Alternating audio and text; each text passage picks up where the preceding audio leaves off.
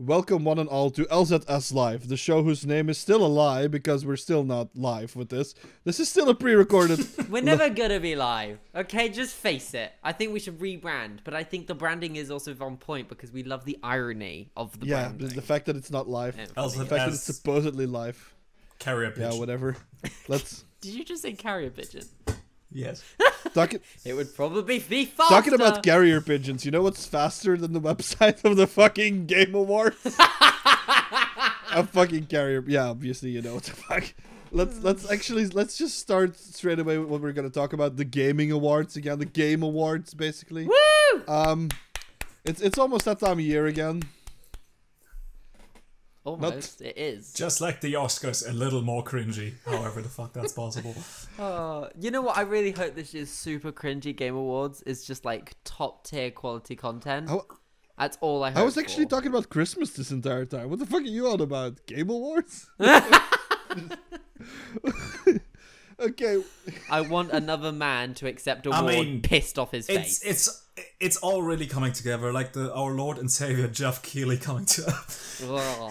Why is Jeff Keighley now somehow just the man we look to for gaming knowledge and news? Like, how the fuck did that happen? Hideo Kojima internship. Oh, twat. Jesus. I just think Jeff Keighley is overhyped, okay? It's my opinion. Okay. Man needs to come off his high horse. Whoa. That's some shades being thrown here by Griff. Yeah, that's right, Jeff Keighley. I'll fucking diss track you, mate. I'll come at you. I'll come at you. Honestly, he brought up the Game Awards, and well, they've been going strong for the last few years. So there's a little bit of praise you could give them out. Okay. No. I mean, that's. I told you he's overhyped. If he was levelly hyped, I'd be like, cool, he's doing some good shit. But why have I got to follow him on Twitter? So I can keep up with the to date with the gaming news? No. That's why we have shitty IGN. Because then I get gaming news at 3 hours too late. If you want to follow this, we're gonna start from the bottom and work our way to the top. Which none of us have been successful in this YouTube game with. So that's maybe we'll do it this time in this thing. So that's something. You could have told me that before, and now I had to scroll all the way down, and now my fingers are tired. What do you think? What do you think we're gonna do? Start with Game of the Year. Game of the Year this time around. We're gonna do. Maybe it's the website. Have you closed the website? I have closed the website. Oh, see, now you're perfect. I think it was the website. Fucking hell! Video Games Award. Their fucking website is making this fucking call. All right. Fuck. Bram, have you got what you voted for written down? I know what I voted for, so it's fine. Okay. So I'll take control.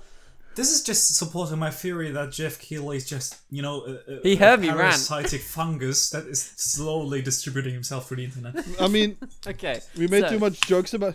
I have the same theory, but it's a speech. We made too much fun of him and his bud buddy Kojima, and now he's angry at us. I think that's what happened. Yeah. If you say his name 3 times in the mirror, he just sends a web virus through the air. Not through your phone, just through the air. You're saying if I say Jeff Keighley into my mirror 3 times, I get to meet him? Cool. No, I'm saying you get a virus, and it's not Rona. I mean, I was about to say it's not like exactly a novel thing these days. Wow. Anyway, best debut game, best debut game. That's what I'm going to call it. The best debut game. Yeah. Best so debut game, we've got Carrigan, which is by Devolver. Carrion. Fucking hell. Maybe weird to do this actually. Okay, we got in this corner we got Carrion by Phobia Game Studio and published by Devolver, a game that's actually about being ironically being a parasitic fungus killing everyone. Then we have Mortal Shell, developed by Cold Symmetry and published by PlayStack, which I unfortunately do not know anything about. Never heard. Raji, an ancient empire, published and developed by Nodding Head Games. Röki, which I think is based on Nordic mythology, developed by Polygon Treehouse. And last but not least, Phasmophobia, developed and published by Kinetic Games for best debut game. What did you boys vote for? Well, I voted for Carry On because that's the only one that I actually had. And it's fun. I mean, Same here. oh, it's very fun. It is, but also, I think the novelty of it wore off a little bit on me quite quickly compared to what I thought. But I think like a lot of the levels were the same. You're like, go here, and then you've opened a thing, and you're slowly opening a vault to the next section. And I know you get different powers, and it's fun and interesting. And it was a good debut game because it was a nice little. Was it 8-bit? Was that 8-bit or 16-bit? I would say 16-bit, but 16-bit. it's just evolved art They would style. say it'd be more, Pretty yeah. much. But like, I enjoyed it. For the hours I've played, I enjoyed it. But the novelty of it worn off on me a little bit quickly. I can see actually either Carrion or Phasmophobia winning this one. Oh, Phasmophobia might win for the popular vote. Yeah, exactly. Phasmophobia Yeah, I got think very probably. popular in I think what was it, 2 months ago? Mm. Yeah, I can see it very much easily winning it just by popular vote. I've never seen any game. Which with is ironic Phasmophobia. because Donald Trump didn't do that. Hey, topical joke. I'm weird. Leave me alone. It's very topical. Okay, so as we can tell, we are all very much in favor of Carrion. Yeah, Seems like I mean that's a it pretty might cut. be a bit of a tight round. Yeah, it was a cut clean choice. Yeah, I think. I mean that's our pick, and I feel like we all also expect with Phasmophobia to actually be the one that's gonna win Yeah. because of that's the internet thing, you know. It gets like picked up somewhere and it gets snowballs for a few days, and then it just disappears again. And then people are gonna be when they vote, people are gonna be like, I remember this. I bet and on then that they're just list gonna it's vote the for that. only one the majority's played because the 3 in the middle I've never heard of before. Even the one with the massive fox. No, not a bloody clue.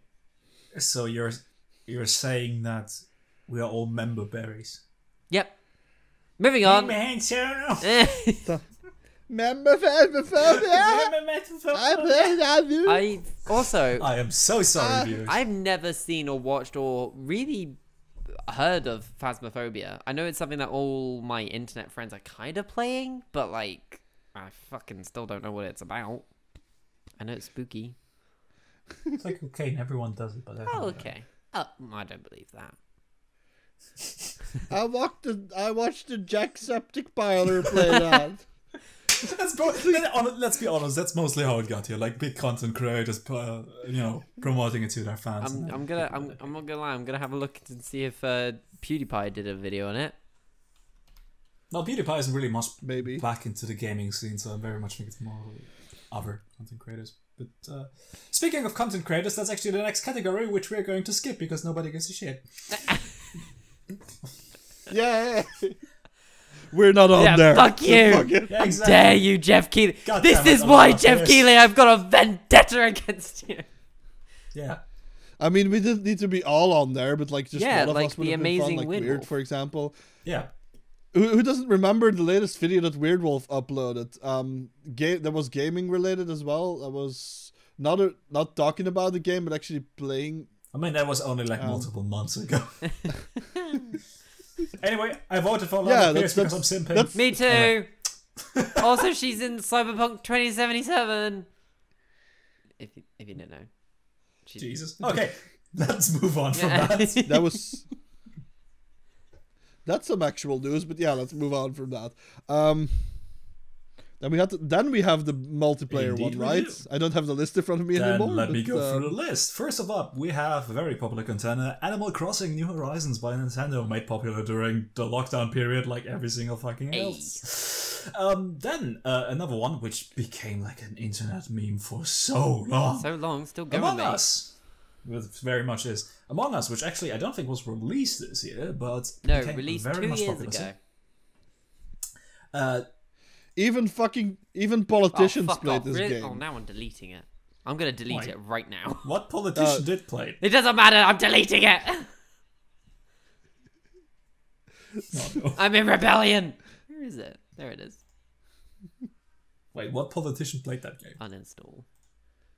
It was what's her name again? What was? God damn it, Ocasio-Cortez.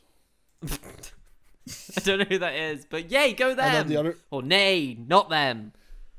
That's you can use. they're. I mean, they're. It's someone who's pretty much on the left in Ugh, America. it's so I guess American. I someone don't you care. Would probably. Who's next? Weird. You think they're gonna like evict Trump as the imposter? I mean, I'm pretty sure that was a meme. I don't think you're the first one to come up with that joke. Everything. Wrong. You can put any context into the context of Among Us and it will always become a meme. Doesn't matter what. Anyway, moving on, we have the generic one. Call of Duty Warzone by Infinity Ward and Activision. And then another hot contender, which also became very popular and somewhat memed over the time it was out. Fall Guys Ultimate Knockout by Mediatonic and again Devolver Digital. And last but not least, Valorant by Riot Games. What do you guys vote for? You say last but not least, but I don't even remember what Valorant Fair was enough. supposed to be. Least. It's one of those games where I just constantly get adverts for it on Twitter, but I've never seen an ounce of gameplay in my life, ever. Yeah, I don't know. It's like I don't Fortnite. really know. I think it's some shoot. Is it? Yeah. It's Oh something wait, like, Fortnite is not on here. Yeah, Is but this the first? Nope. Is this the first year that we don't have Fortnite in best multiplayer? Oh, I thought best multiplayer had to have come out this year. Oh no, Among Us. I mean, did. there was no actual release this year for like there was just like We'll probably updates see it and in shit. another category, which we are going to laugh at. Yeah, probably.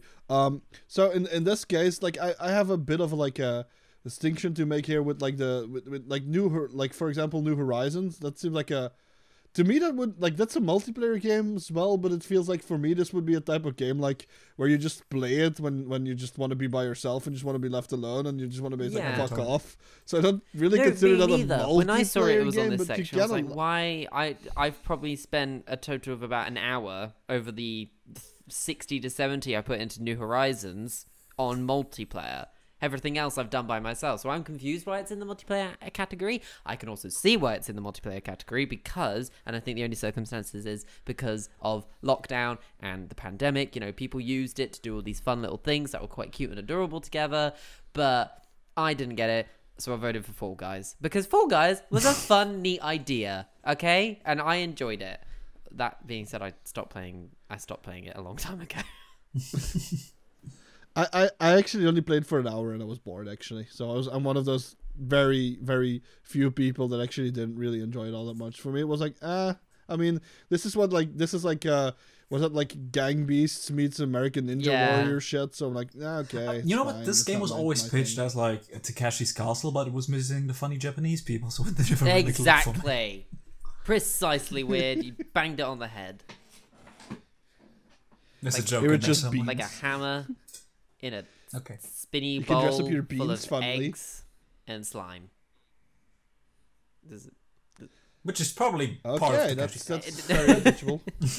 What'd you vote? Anyway, Also, what then did it- you vote for? Then I think this, despite everything, I still voted for Fall Guys at this one, despite just for the fact that it's like I also didn't really enjoy Among No, Us I all don't that get much. Among It was Us. just, I don't like, get the hype. very It's not basic. really a game I enjoy. So See, this is at least this is very interesting for me because I'm not least- much of a multiplayer guy. You know that. Yeah. Really? No. After 5 years, I don't know you at all. But despite that, I still voted for Among Us. I've only played a few rounds, and honestly, it's not that much of a game for me because multiplayer games overall are not for me. But I think Among Us did something very interesting during the whole lockdown period that not many of these other games really did. They put something that was both inherently fast-paced and fun right next to something that was also inherently social. Like discussing with people, actively, you know, accusing each other of who's the imposter and who's not. And I think that was something that was kind of like filling a niche during the lockdown period. And that's why I voted for it. No, that's a sustainable argument for yourself. I mean, the only problem that I have with it is like it's, you know, it kind of is like if you have like a tabletop type of game, and you convert something like that into a video game. That's what I feel like Among Us to some degree is, because it could be something that you could just like obviously it's this is like some gameplay aspect to it, but it kind of feels similar to something like that. But it doesn't really feel as finished as like a Jackbox, for example, in that type of... I think what was fun about Among Us, I mean, definitely from what you just said, Bram, about how it doesn't feel like a fully fledged game, like a Jackbox game. I think that's the thing that maybe drew a lot of people. They had to fill in the gaps themselves, you know. They mucked around and played with friends, and that's what drew people in. 'Cause they were like, oh, you can do basically, well, not anything you want to do, but you know, you fill in the gaps that the game doesn't have in there. And I can't name a gap because, again, I don't really care. I'm not playing enough of the game to give a crap about And it. I think it's really something you gotta give props to InnoSloth for, because they actually were working on Among Us too. But they completely cancelled that project just to support this and to actually make that game better so more people can enjoy it. So I think that's very much something that should be commended. Also, I just want everyone to know, we brought it before it was cool. That's right, I'm one of those people. Suck my dick. All right. Wow. Griff just really needs a dick It's been a long year. That's why I said. Don't judge me. See, that's... Ah, you nasty. You nasty. Anyway. I was disking. That wasn't a sucking Oh. sound. I heard a sucking. It's been a long time. Griff is just too horny and just hears what he honestly, wants to it's hear. true though, I'm not gonna lie. Anyway. Emergency meeting. So, shall we move on? Oh, yeah, but obviously we said what we voted for, but what do you think yeah, gonna right, win? good point. Still an important question. See, I think it's close between New Horizons and Among Us, but if I'm gonna put my money down anywhere, I'm gonna say Among Us.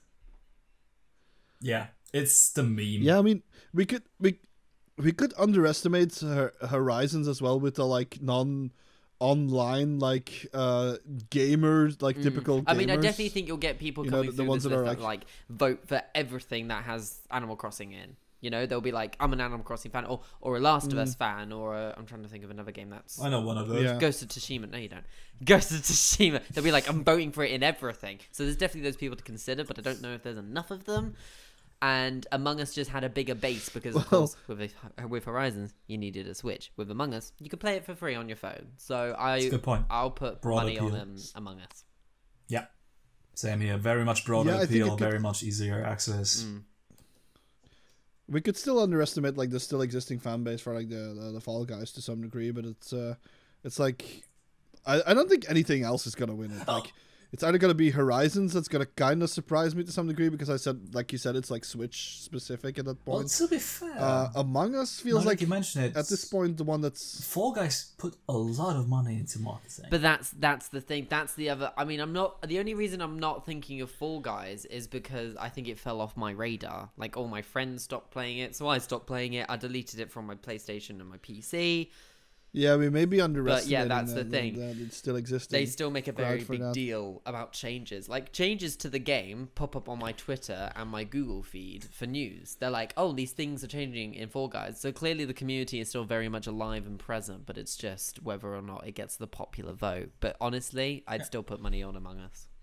This might be one of the more interesting ones to look forward to. I agree. Yeah, Because with the definitely. year, I think this is an interesting category because of the year that we've just lived, and a lot of Yeah. us just sitting Very online. much so. And Very much so. Yeah. So this is one to watch out for. Absolutely. Because one thing that we, like I said, like I likened it to board games to some degree. The thing that some people may also underestimate is how many board game nights still actually go on in reality, because people think like, oh yeah, people play video games a lot and they just do that together.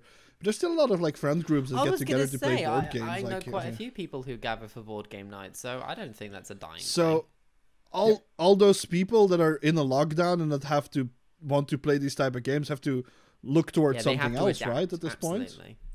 yeah. And like Weird said, it's So got there mass could be, like, appeal. some- Among Us specifically, that's got mass appeal. You know, easy access. You can just get it So on your phone. maybe like I'm gonna lock down Among Us. Agreed. I think second would be. I think Fall Guys is gonna come in second or something. Yeah, absolutely. So, as we said, mostly one of the more interesting ones, unlike the following. Wait, we are talking about the same category, right? Are we talking about the same character? I'm not sure. Are we talking about the best sports and racing game title Okay, drop? yes, we are. I did actually vote for something in there. You didn't? I did. No, I did. Oh, But I didn't. no, I didn't. That's the thing. Can this be one of the first categories where I complain about how last year had at least had something good in it? Because last year we had Crash Team Racing, which was Oh, amazing yeah, kart it racing. was. Did that one? Apart from the Did that win? microtransactions. Jesus Christ. Did that one. Let me have a look. I'll look at the Game Awards. For I that. have immigration, alright? You have immigration. No, you've not immigrated to anywhere. God damn it. Where's Google? Technically, that's a fun story. That's how my dad got me a better grade in German class. He just put on a racist Polish accent and pretended to be immigrant. Okay. I mean, I guess that works in Germany somehow. Do you get... Anyway, speaking of born... Wait, what was... Wait, hold on. Best racing. Sorry, I'm still looking. Go on, I'm just... So, best sports and racing games. Here are the nominees. Dirt 5 by Codemasters. F1 2020 by Codemasters, apparently. Just, the one form is from Cheshire and the one is from Both of those Birmingham. games made down the road from me. There you go. Fun fact for me. So I just wanted to say that. Wow. Anyway, the same shit as last year, Miss Sophie, FIFA 21 by EA Vancouver and EA Romania. Alright, that's unusual. NBA 2K21 by Visual Concept and who would have guessed 2K, and Tony Hawk Pro Skater 1 and 2 Remastered by Vicarious Visions and Activision. So the one I voted for, hands up, is Tony Hawk's, because I watched a 3-hour live stream and I was like, that's a fun game, I'll pick it up. And now it's 5 months later. And I've not played it. What I wanted to do is... I wanted to vote for Skate 4, but it hasn't come out yet. It has only been because someone announced. because you asked, yes, Crash Team Racing did win Best Sports / Racing Game last year. I looked it up. It did win. So. Oh, that's hilarious. But see, that's also why I'm wasn't very thinking good. that Tony Hawk Pro Skater 1 and 2 might win. It's like very much a cult classic remastered, and that's the one that actually stands out. I was from gonna it. say it really does. It's the only one that when I looked at it, I was like, oh yes, that came out this year. Of course, you got the FIFA. This guy wears a helmet. Well, technically, the guy's. I mean, I didn't even know there was a new F1 Dirt game. Did anyone know there was a new Dirt game? I did, Oh. but no. Then I'm not uncultured. I think I just voted for that because even though I can't really touch a Tony Hawk game anymore after the fucking Skate games came out, they're just so much more enjoyable that I couldn't go back to that arcade feeling of like Tony Hawk's Pro Skater, like Underground or whatever game. Though I think some people felt might so actually shit. enjoy that arcadey part. So maybe it's the nostalgia Yeah. kind of playing into it. Maybe. Still, I think NBA is gonna take this one. I can't predict this one because I don't give a shit, but I hope Tony Hawk's wins. Because then they'll know, because then Activision will know what a good Tony Hawk's game looks like. Because do you remember the last one? It was fucking gobshite. You mean Oh my Tony god, Hawk- it was the worst pile of crap ever. Oh my god. Can't remember the name of the last one. I'm pretty sure it was it Just Pro Skater 5, I think. Tony Hawk. Pretty shitty. It was That was pretty probably what- shitty. Pretty shitty. Tony Hawk's. Tony Hawk Pretty Shitty. That's one hell of a subtitle. Tony Hawk. It's like, making Yeah, it was Tony making Hawk's that Pro Tony Skater Hawk 5. game. Oh god, it was a dreadful game. I think the way they made that Tony Hawk game would be comparable to like scratching off someone's smegma to try and make someone pregnant. All right then. Okay, right, That's move probably- on. That's enough. Speaking of Smackma, best Yeah. sim and strategy. Woo!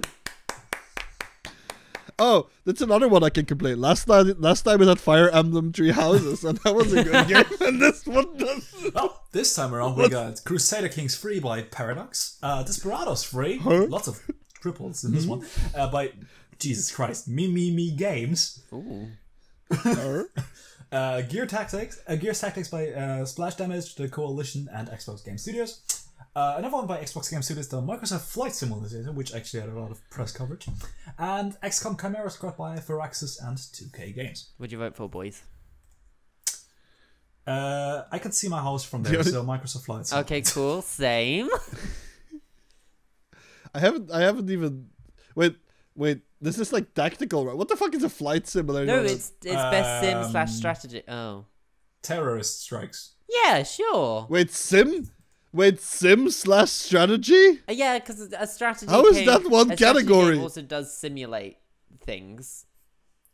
Personally, I'm still waiting on the crossover between Microsoft Flight Simulator and XCOM. I actually found this one a little bit difficult because I played a little bit of Flight Simulator, but my PC shut itself. And I played a little bit of Crusader Kings, but I was overwhelmed as shit. So I was kind of split down the middle because Crusader Kings 3 is a really good fucking game. It's a really good game. Like, it's in depth. Like, the consequences of an action literally spread out through the entire map, and it can affect an entire war, and it's amazing. It's really fun to watch. It's one of those games where if someone's streaming it on Twitch, I will sit there and just see how their playthrough goes, because no one single playthrough I've watched has ever been the same. Never. So, I like Crusader Kings. I like it a lot, but Flight Sim it's Flight Sim, dude.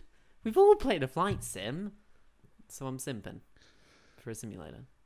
Okay, I'm done. Yeah, Simple. I mean, I get. You're simping. Gotta get what you mean. It's just to me a weird contraction of like categories. It's like whatever. Contraction. But I feel like the same with like I said with the racing and sports, which actually the thing that it reminds me of, like with how many racing games there used to be back in like the PlayStation 1 era and stuff. Doesn't that kind of make it feel like that whole genre has kind of fallen off if it actually has to share like a category with sports? Doesn't that make it sound like it's like not as big as it used to be? I mean, yeah, pitch a car against a football player. Subgenre. Who's the fuck's gonna win? Also, I just want to let you know that last year Fire Emblem 3 Houses won Best Strategy Game.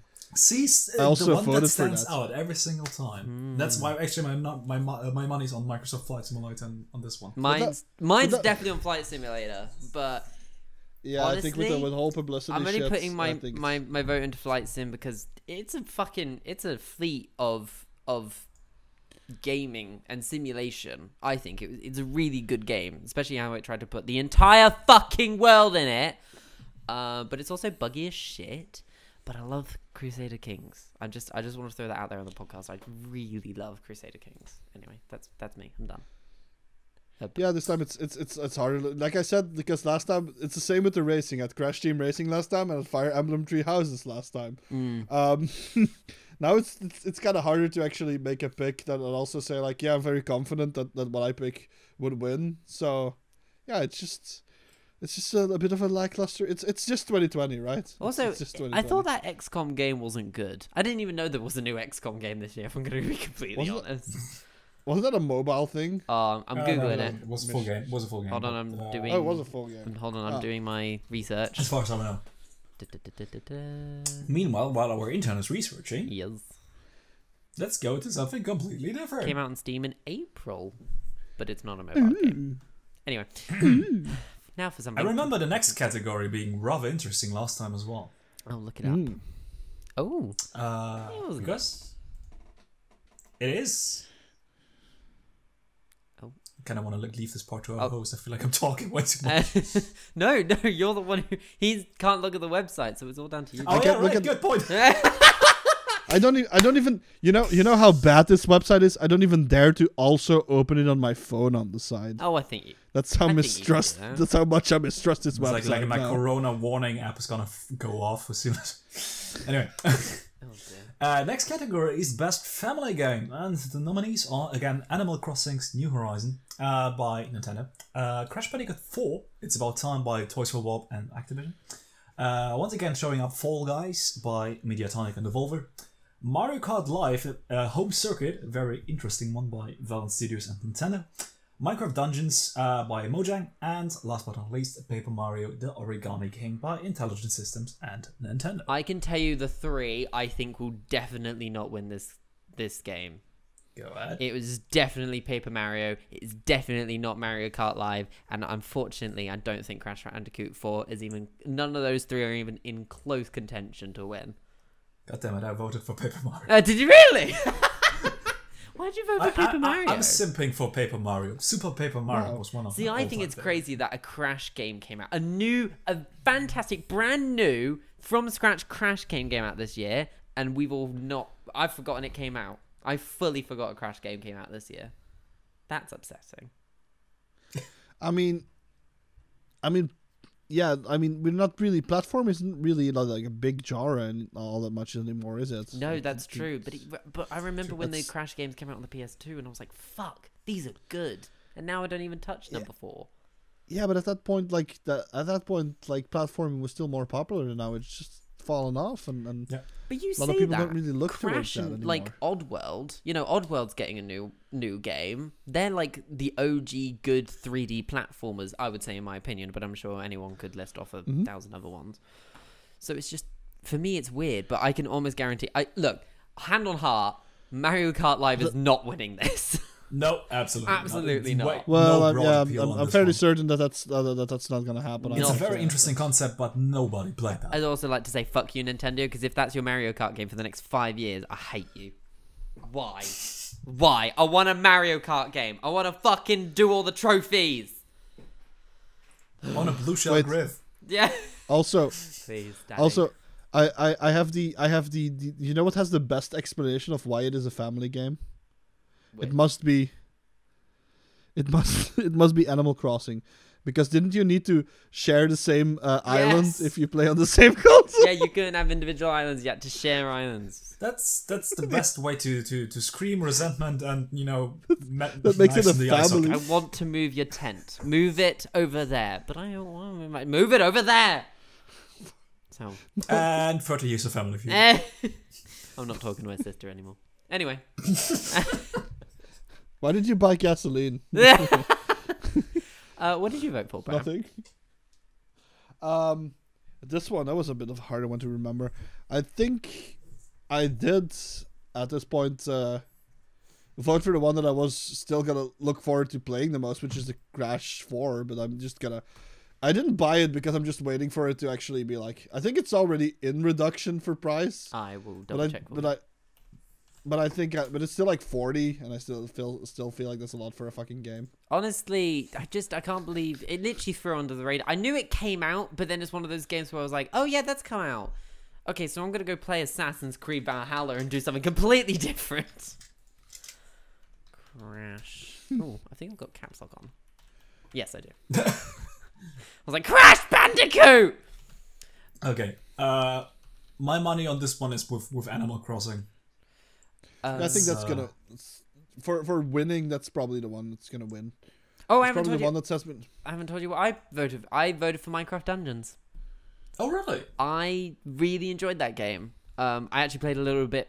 I played a little bit of it with Bram, but I played the majority of it with Becky. And it used to be a game where we'd start playing it probably about 9 o'clock in the evening during lockdown. I think it came out in August. No, I lie. I think it came out in May. And yeah, we'd throw it on at 9 o'clock at night, just go through a couple of dungeons, and then we'd stop, and then we'd pick up again. And it was just this really fun game that wasn't Animal Crossing, and I could play online, and it was quite chill. I mean, it had intense moments. You could increase it to an extremely frustrating difficulty level. But for me, Minecraft Dungeons outsources all these in terms of a family game, because you could sit down and play it with your friends, or you could sit down and play it with your mum and dad, and it had a little bit more going for it. For some Yeah, I mean, reason, that my makes brain started, substituting Minecraft Dungeons with illegal drugs, and that gave this whole thing a completely different context. I take it back. yes. I vote for cocaine as the best family game of 2020. That's mine. Like, I did it Wow. with my friends, I did it with families. You could, make it very frustrating. Whoa, but whoa, it could be very whoa, chill. whoa. Now, you know what needs to happen? Now we had a thesis, we had an anti-thesis. Now we have to put it together, and we have to get Minecraft Dungeons on illegal drugs. That's the best thing. Best family game. To be honest, Now we know. I'd recommend it to people. If you own a Switch, perfect game for a Switch. Like, if you're on a train, perfect game for it. Honestly. There you go. Yeah, I feel like definitely would be something you can sometimes brainlessly smash. Like, Absolutely. across- And it's got expansions. Like, you've got the base game, which you could probably shove into probably about 20 to 25 hours of gameplay if you play it on normal. And you try and go through and unlock all the stuff. And then if you go into hard difficulty, and then it's got expansions, it's a good solid game. Like, it's a nice addition to the Minecraft world. So hands down, it's one of my top 10 of this year. Yeah, the only reason I didn't vote for it is because this would have just been something that would have been great as like a thing that you could have inside of Minecraft. Yeah, Or you could've- kept or saying they that when could've- we were playing. You were like, why is that not in Minecraft? Are they going to implement that into Minecraft? You kept saying that throughout the play. Because I feel here you have like the smash stuff, and then you go back to your thing. But I feel like if you could have like moments where you just go back, you build, and you do whatever you do in Minecraft, like your normal stuff. But then you could go into dungeons, and they would be like this. That would be great, right? No, I agree. Also, it's a very pretty game. Like, it's Minecraft with ray tracing, top down. Anyway.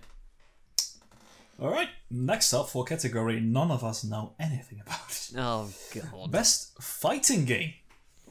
And the nominees this year are Grand Blue Fantasy Versus by Arc System Works, Mortal Kombat 11 Ultimate, which I think came out quite a long time ago by NetherRealm Studios, Street Fighter V, which definitely came more than 4 years ago, by Dims and Capcom, One Punch Man, A Hero Nobody Knows by Spike Chunsoft. I almost read Chunksoft. Oh, okay. Well, that would definitely be an And interesting Bandai Namco. And now for the worst contender in this is the shittest name ever after Kingdom Hearts games, Under Night in Birth EXE late CL-R by What? French Bread. By French bread. Wow. French bread is gone up in market. Honestly, this game is what you get when you take some fridge magnets and throw them against an excavator going at full speed. Also, I just want to let you know, you said that Mortal Kombat X and Street Fighter V came out a long time ago. So Street Kombat 11, actually. Oh, Mortal my bad. Kombat 11. Mortal Kombat 11 Ultimate came out like I'll tell you when it came out. A week ago today. Just to let you know. By 11? 11. Or 11 Ultimate? Ultimate. It came out a week Ultimate. ago today.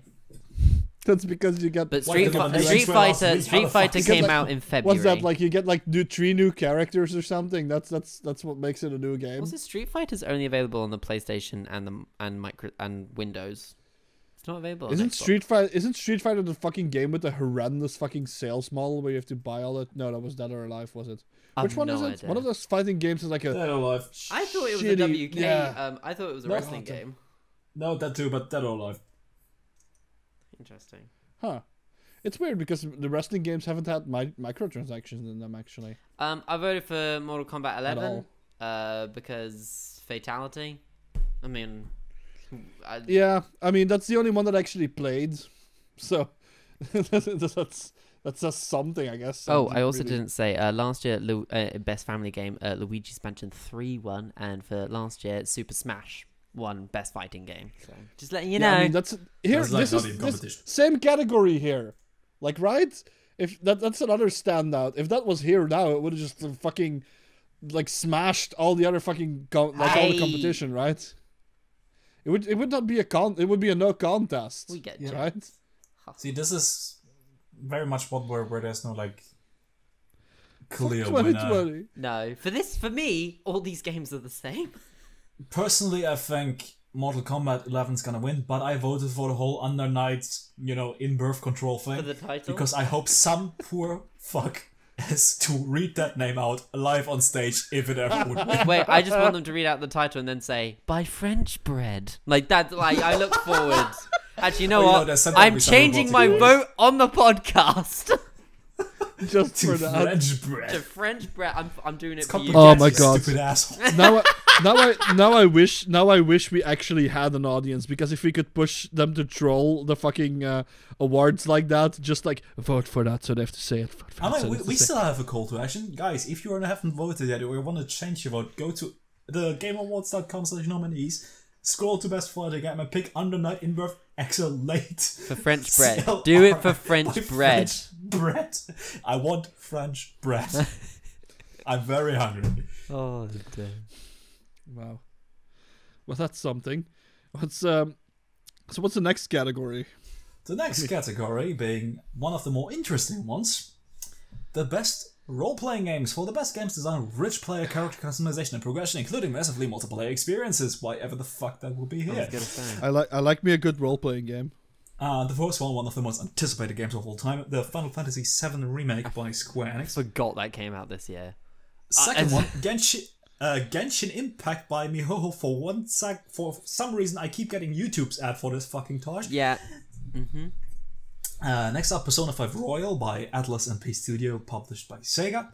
Wasteland 3 Sega. by in Exile and Deep Silver, and last Yakuza Like a Dragon by Ryoga Goto and Sega. I mean, Sega. this has some good contenders in it, right?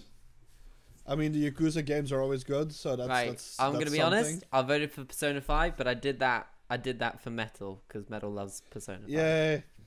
I mean, I voted for Persona 5, but I'm just saying that there's some strong contenders. I'm not doing it for just- Final Fantasy because I know that's gonna get the fucking votes, and Persona's a better game apparently. So. Hi. Also, Well, I also, know what didn't- you voted for. I had a really good reason not to vote for Final Fantasy 7. It's not. It's just not the part full of the game. fucking. It's part of the game. It's not the full game. So I- why would I vote for a half a game when there's full games next to it? That has always Does it mean confused that me. half the game is better than the full game of other games? Fuck Well, that technically, shit. it's still a full game, right? It's just not the full remake. It's not the full story either, which is weird because how many See, games I actually think it should split be their titled story Final Fantasy Remake and then like not comma. What's the thing? The two dots. What's The colon. colon? The name of the city. I don't fucking know Final Fantasy. I was thinking more of the intestinal part, but No, that's your, And I also that's mean, your like, colon. There. I mean, they also added enough to Persona 5 to when they made the Royale, so that's something. the only reason I didn't vote for Persona 5 is simply because I haven't played it yet. But I have heard many good things. The soundtrack's completely banging, so I think it will be either Persona 5 In or fairness, Final Fantasy 7. I have never ever played Persona 5, but the menu song I listened to. Yeah, exactly. It's a good tune. I'm gonna get it up on YouTube right now. It is. That's definitely one of the things in the game as well, especially if you're playing like if it's. I mean, since it's like turn-based as well, you're not having to like constantly be like reacting to shit, so you can also actually bop to the song and the background music that plays when you're playing the game. So that's the. It's you can't underestimate like the effect and the impact of the music in Persona 5 on your experience of the game itself. But remember when Persona 5 came out and it was one of those games where they were like, you can't stream this. We'll ban you if you stream. Do you remember that? Yeah. If you I mean, streamed they the didn't gameplay from PlayStation 4, they banned you on Twitch. the thing, it wasn't the game itself. You couldn't basically stream past a certain date because the game has like a calendar, so you can't stream past a certain date. Then you need to stop your stream basically. Which was stupid. Stupid. So Which was stupid. And it was the same on YouTube. Yeah. It was really weird. But I don't know. I can't remember why they did it. See, that's the weird part. It's like censorship for the sake of censorship.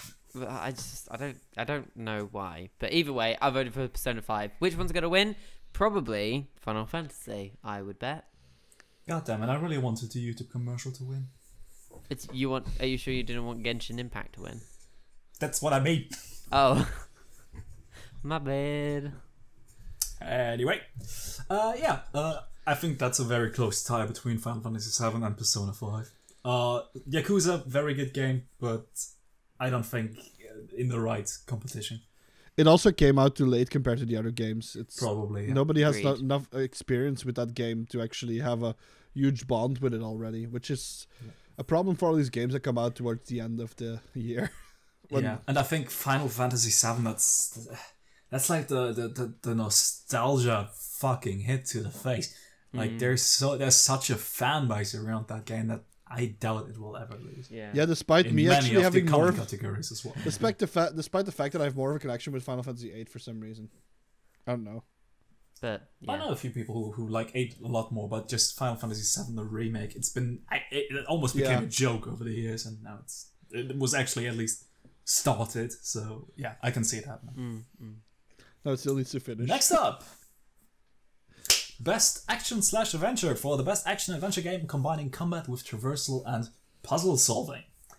I'm not sure if that's my definition of an action-adventure. I mean, game, me but, neither.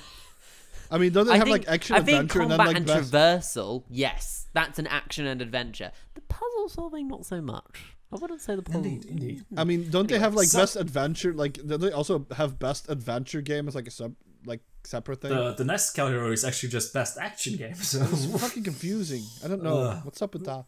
who knows?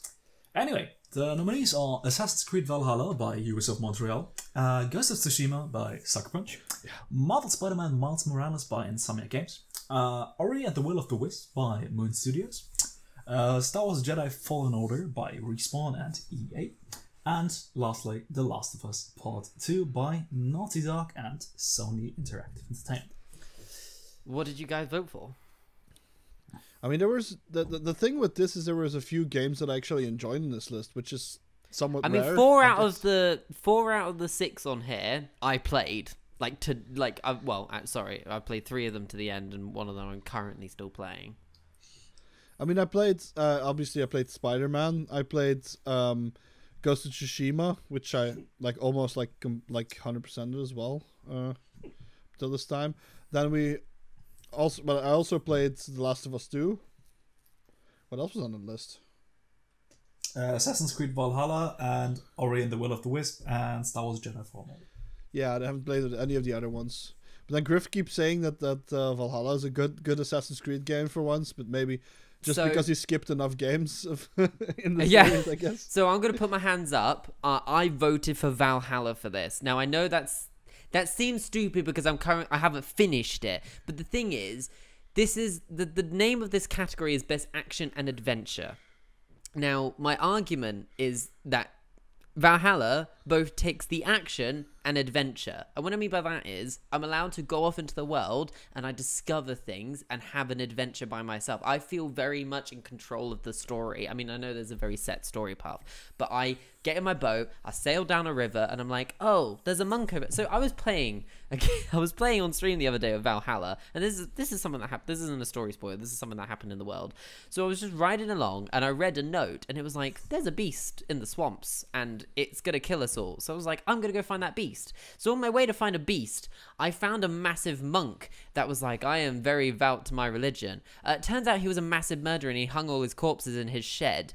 And then about 3 hours later, after burning his village and setting him on fire, I eventually found the monster that I was looking for. And the monster was like, did you kill my disciple? And it turned out to be the monk. So for me, Valhalla has got the adventure nailed down. I went off and I had an adventure and fucking so much shit happened. It was crazy. So this kind of reminds me of The Witcher in many ways. The way yeah, absolutely. It's definitely got Witcher vibes. Like a little bit. But also very much also not. It's also very much not The Witcher. But of course, my other thing I would have voted for out of this category, and this is going to be weird, but also I would have voted for Jedi Fallen Order, because it's a pretty solid action game. Like, there's a lot going on in that game, and it's really solid. Good combat, nice story. It's a very, very, very buggy EA game, so you know it's of high quality. Yeah, but I'm not gonna lie, Miles Morales, no, and The Last of Us, also no.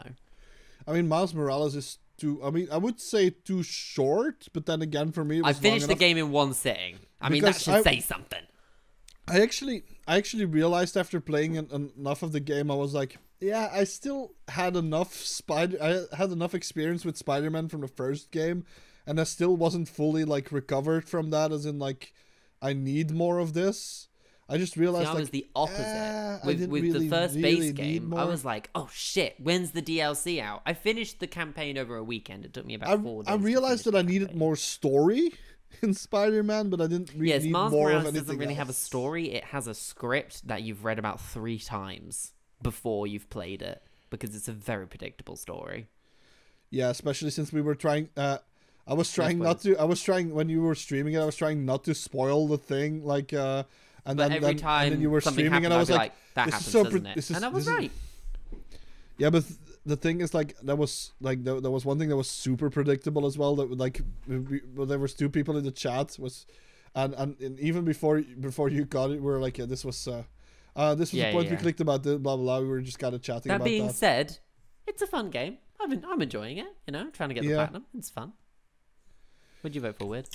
And then I actually abstained my vote with this one because I haven't played a single one of those games. Oh my god! When we met, viewer, Weird used to be the massive gamer, I'd say, out of the 3 of us. But tables have turned. It's mostly an indictment of the year. Yeah. Also, I mean, I must have said, I think for this one, I I think there was one that was a toss-up between but it wasn't here with The Last of Us. That was for another thing that I voted for Last of Us. But I think I voted for Ghost of Tsushima here, just because I had the most fun with that game, and it was like one of the best combat systems that I've ever played, actually, or just maybe the best that I've played as. It's just it felt very enjoyable. I think this will be one of the categories that's actually worth looking forward to, and like very interesting to see what they pick, because I don't see any terrible contender in this one. No, honestly, in this there is no terrible contender. I would absolutely not say. I think the only thing that for me that feels a little bit out of place is Ori and the Will of the Wisps.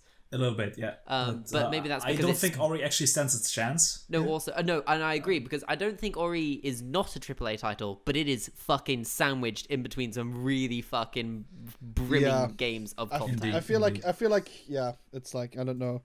It's. I think there's like a few people will have some very strong opinions here. For example, there has been a lot of controversy around Last of Us Part 2.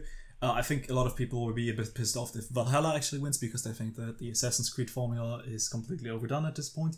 And overall, I think some people will actually complain that we see a lot of sandboxes here. For example, the first one, Valhalla, Tsushima, and Miles Morales. But anyway, I think it's somewhat even. But I like that. That is the thing. Like a sandbox, it's just done. It's done so much, but it's done boringly a lot of the time. Because I think I heard Jim Sterling say that he enjoyed Ghost of Tsushima when he was like so tired of sandboxes, and he said like, well, that actually surprised him, and then he said like, Tsushima's one of those games where I'm waiting for my PS5. That's where I want to play Ghost of Tsushima on my PS5. You know, part of the adventure is also just traversing the landscape of Japan. It just looks like you're on an alien planet with how different like just nature looks. Well, it's Japan.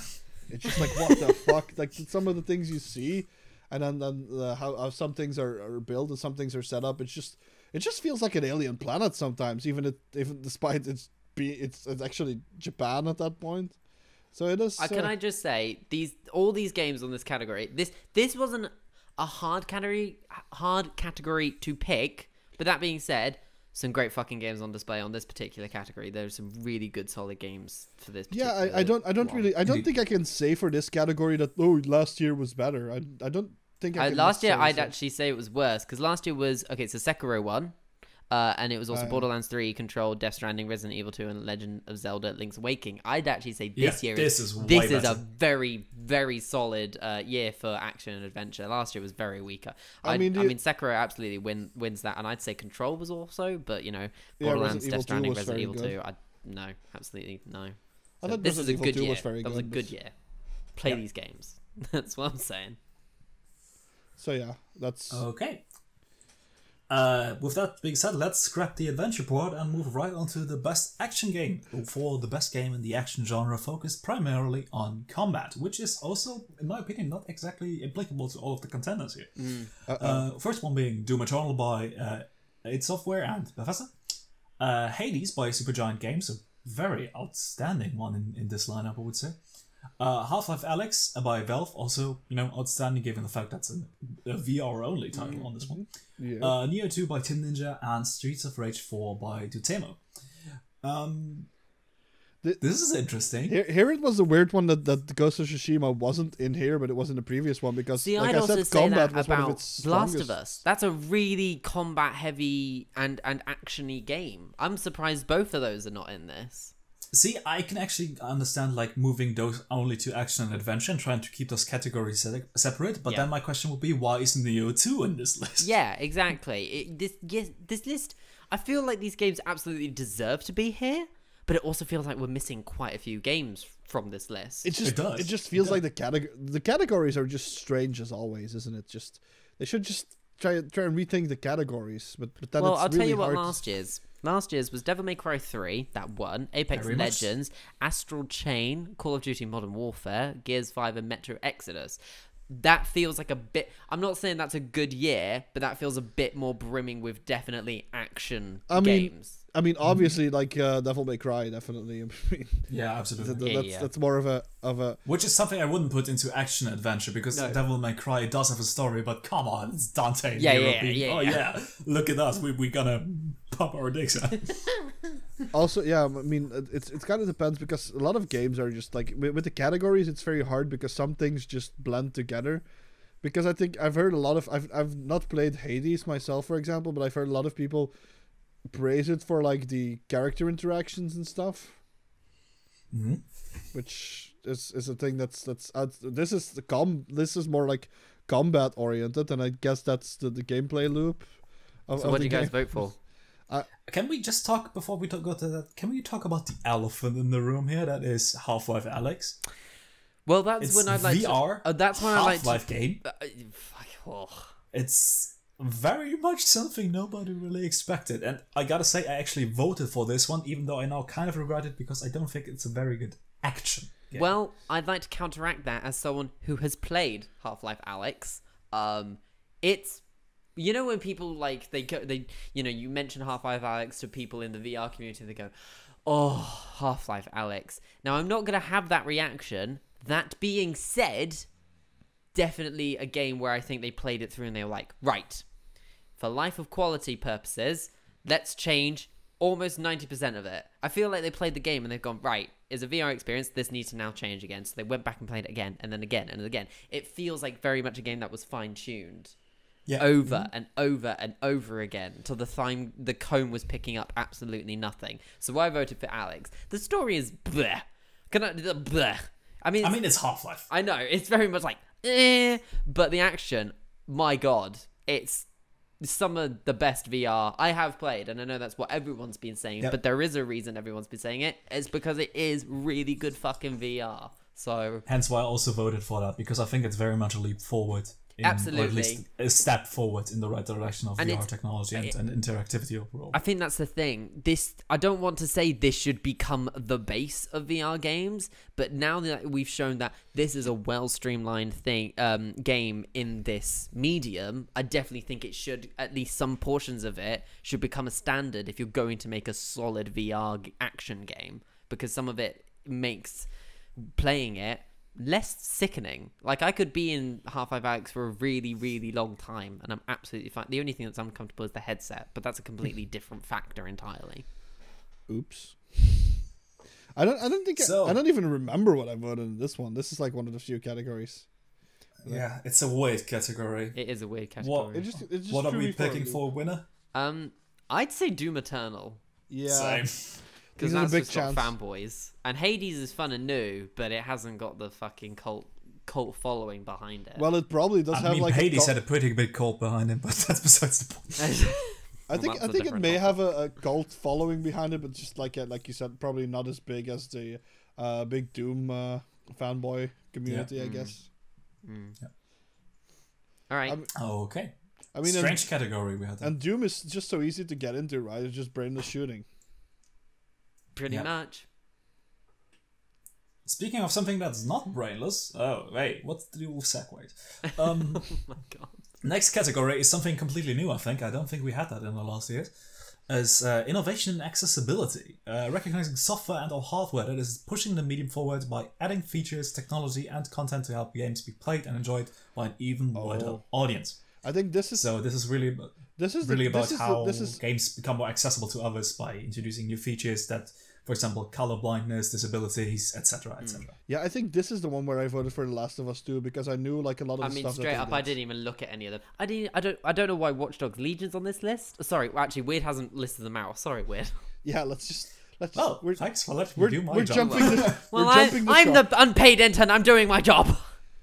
Okay, so the contenders this time are again Assassin's Creed Valhalla, Grounded by Obsidian Entertainment, Hyperdot by Tribe Games, as they already mentioned, The Last of Us Part 2, and Watch Dogs Legion. I didn't know any of these games. I think I know about some of Grounded's accessibility options. That being said, the game is still in beta, so a lot of it is still buggy, so I don't really like to fiddle with any of that. I didn't know Valhalla any. I really, really, really don't know what the fuck is in Watch Dogs Legion to make it accessible. But The Last of Us Part 2, I have sat through that menu. I have gone through it, and it's reassuring that someone gave the effort to be like, here's a thing. And if that makes your game experience better, I am all fucking for it. Yeah. I mean, that's all that can be said about it. Like, I feel when you look at those, when you look at the games that are on the list, same for me. I couldn't really think about like anything else, or I haven't even heard about anything from those games. Whereas The Last of Us 2, that was actually put out there. Was a lot of like positive press about that to begin with. So I feel like Absolutely. it's not just us, it's also gonna be the people who are gonna vote for it. I think like if it stands a chance of like even beating like the whole controversy bullshit, I feel like in this one it would definitely stand a chance. Unless there's a lot of people who just voted against it because they were just wanted to be assholes. Which could still be What's interesting about this category is that the description is actually saying that they recognize software and or hardware. But they are only really showing us games here. And I remember very distinctly last year or 2 years ago that Microsoft made a big deal about having a controller for people with disabilities. Yeah, they did. It was a massive... It looked like a disco deck. That's what it looked like. It did a little bit like whole DJ set. Yeah, but, it was great. We didn't really see any hardware innovations in that regard this year, I think. Not even like in this category, but overall. I mean, this would be a hard... like. That's a bit of a problem, right? This is like about accessibility, and this type of accessibility everyone can basically recognize because it's in games, like and it's there for everyone. Whereas like a controller, for example, that would only actually be for the people who need that. And then the thing is, like with different disabilities, people would need different controllers. So that would almost put like a competition. Hey, do you think this thing for people in wheelchairs is better than this thing for people without arms or something? That seems like a weird... Which I think is very important, but very hard to recognize. But it's hard to rank because then you're saying like, oh, things for people with in wheelchairs are better than for people without arms or for people who are colorblind. Which that's a very how the fuck good point. Yeah, how the fuck would you even? Why would you rank that? That almost sounds like you're just ranking disabilities, which definitely is wrong. Yeah, well, no arms, no prize, right? Hey. Anyway, interesting category, and I think the props to the Game Awards for including something like this, and I hope we will see more of this like this in the future. Agreed. Anyway, moving right away to the other spectrum of accessibility, Jesus Christ. Best VR and AR game. For the best game experience, playable in virtual or augmented reality, irrespective of platform. And the nominees are Dreams by Media Molecule and Sony. As already seen, Half-Life Alyx by Valve. Marvel's Iron Man VR by Camouflage and Sonic Interactive Entertainment. Star Wars Squadrons by Motive Studios and Electronic Arts, and lastly, The Walking Dead: Saints and Sinners by Skydance Interactive. Interesting lineup. A lot of AAA's in this category. Mm-hmm. One was an update to a non VR game. I can't remember what the Game Awards website. Jeff Keighley's got to me. My website crashed. Now I can't get to the nominees screen. So thanks, Jeff. You can suck my dick. Maybe it would work better in VR. Hey, no one. Maybe you like to do Word in an augmented reality headset, and then like the website burns itself into your retinas. I just want it to be known that I can click on every other tab in it and it works, but nominees is just broken. I just want it to be known that since I closed down the fucking page, the fucking chat is going fine. The fucking Discord discussion is going clear through. What? Nice. I think luckily I did write down a Word document, but the thing is, I voted on it when you could do multiple votes, so I don't know what my votes counted for. That being said... Oh no, you crashed the Game Awards server. Oh, that's great. Oh, good. I did. It literally, I could multiply my vote. It was a great time for all. I'm just going to see if this loads up now. So I wrote down... I wrote down Half-Life Alyx, Star Wars Squadrons, and The Walking Dead. Now, I don't know what I voted for. That being said, I'd like to put Star Wars Squadrons as my VR game of the year because it's the VR game I probably put the most hours into. It's a base game that doesn't require VR, but I have played the entire thing in VR because I could not do it in non-VR, and it is an amazing experience to be flying those ships in virtual reality. It is mind-blowing how good it is. So that's my argument. It's fucking it tickled the nerd in me, and I'm gonna give myself this one. I mean, I feel like that's definitely something that's gonna be necessary to consider, because that adds a whole different experience to the whole VR thing, right? Because there's so many different VR games, a lot of them doing the same thing, a lot of them also basically lending themselves to the concepts that are easiest to adapt into VR. Like, for example, if you get something with shooting, I mean that's fairly easy to adapt into VR, right? There aren't that many. To begin with, there aren't that many games where you fly around to begin with. So well, I that's heard something. Iron Man is naff. That's what I heard. So Strange enough, I actually voted for Iron Man. Really? Is that because you played it at Gamescom? Well, I only played the demo, but and I don't think Iron Man VR is actually that good of a game. What the fuck weird are you what are you going on about? But basically, if it was for like game quality, I would have voted Half-Life Alyx straight down for this one. But I think on a conceptual level, Marvel's Iron Man is very much fitting for the concept of virtual reality. And I think that's something that is also still missing from virtual reality games overall. Putting together the concept of virtual reality with concepts like digital and entertainment concepts that really work together. that's Like we've seen, for example, we've seen Batman. And it's like, okay, yeah, that has nothing to do with, being in virtual reality and like all the free movement and something that you couldn't get from a classic first-person experience. I mean, I have a similar reason that I didn't vote for Alyx, for example. That's the same thing.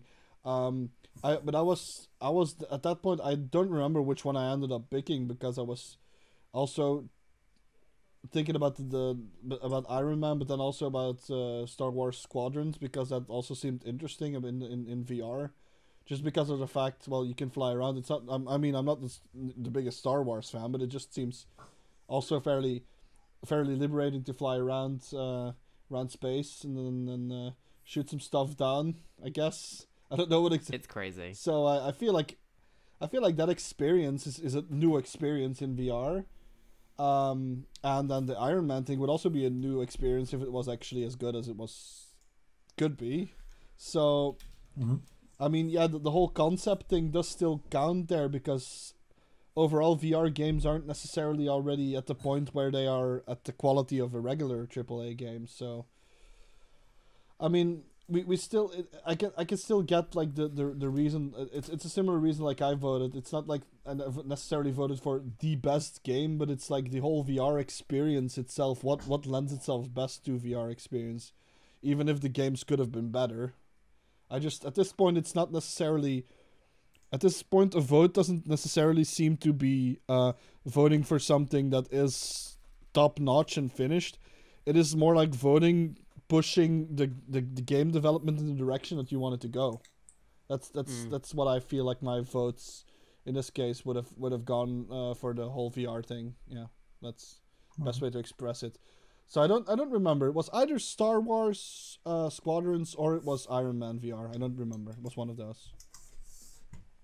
It was. I'm pretty sure. I feel like I went for Star Wars Squadrons, but I couldn't remember for the life of me. But I feel like Alyx could win this one just because, that fact. And then it got also when that started, when people started playing that as well and starting to put that out, that also basically got it like a bit of a pop in popularity. And then you also have the fact that it's a Half-Life game, but then. Again, there's also a lot of Star Wars fanboys, so that could also count. So maybe Squadrons could sweep it. I mean, they might come out in their droves, but who knows? I don't know. I think Alyx might win this, but if I'm gonna be honest, I don't really care. Just gonna put it out there.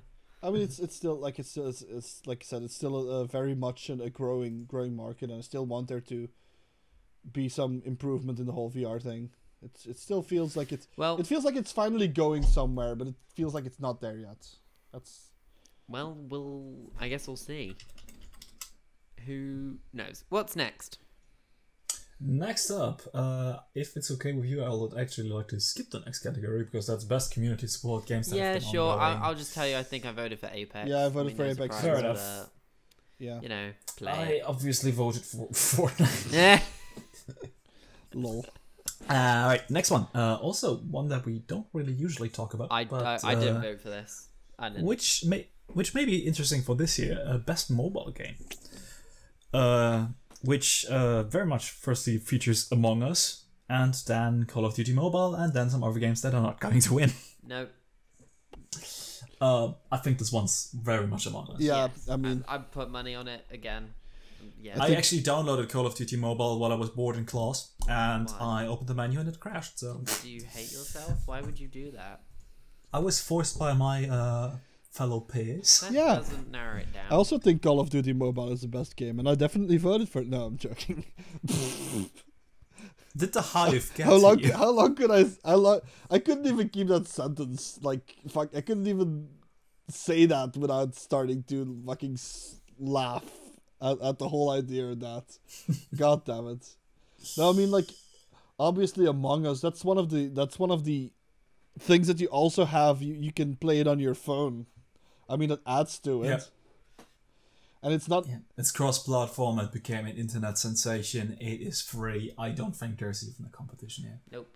I mean, the whole All right. the whole thing about a phone is, if you don't need it, you want to put it away. You don't need to You don't need to have your phone when there's a PlayStation in front of you or something.